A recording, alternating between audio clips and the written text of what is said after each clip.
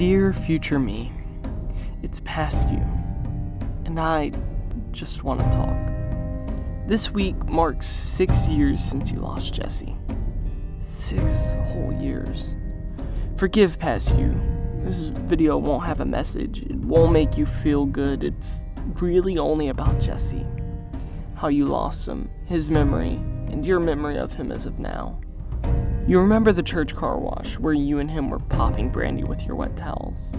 You remember that probably only because that's the last time you saw him. 3 days later, Michael came upstairs and told you that Jesse had been hit by a 17-year-old drunk driver, just a few blocks away from where past you now lives. You went to the hospital, hoping, praying he'd be okay, but he wasn't. He was gone. Sometime later, there was a vigil held on the corner where the accident happened. His body markings still on the pavement. A random splotch of paint outlining what I would imagine to be a former bloodstain. Another outline of the broken skateboard he was riding.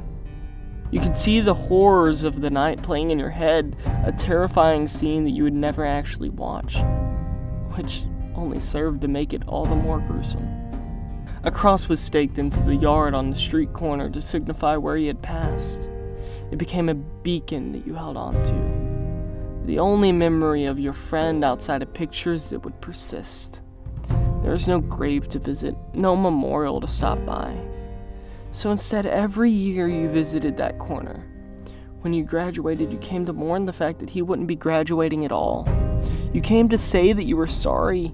You really didn't have anything to be sorry for, but you still felt responsible. Like there was something you could have done, even if there wasn't. You visited on Christmas, New Year's, anytime you needed to think, you went to that cross. It was meaningless, but it meant everything. Pointless, but if left undone, it seemed like you would miss the point. It was important to you, but apparently to the world it was an insignificant trinket. That cross is now gone, and past you remembers the day he found out that it no longer stood. You panicked. You couldn't think, and you felt the last little remnant of Jesse slipping through your fingers. There wasn't anything tangible left. Just memories. You felt empty. This was a goodbye forced upon you for a reason that could or could not exist. Past you doesn't believe in saying everything happens for a reason. In fact, he struggles with saying anything happens for a reason.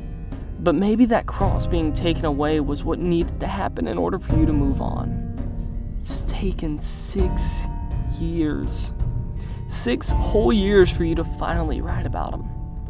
From that day on, you were completely unable to pick up the pen. 3 novels, 2 journals, countless songs, poems, stopped in their tracks.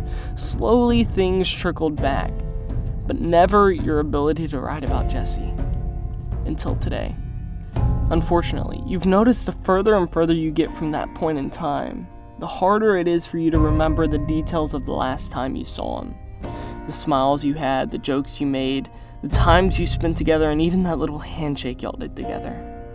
Now, all you have are pictures and fragmented memories of the times you spent together, foggy recollections of nicknames given, an empty feeling inside, and a pair of tear streams running down your cheeks. It sucks, it isn't fair, it isn't right, and I don't have a message or a moral like normal. I don't have any questions to make you think harder and be introspective or to end this video out.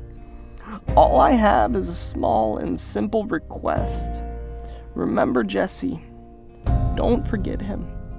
Don't let your memories become any more muddled than they are now. Please.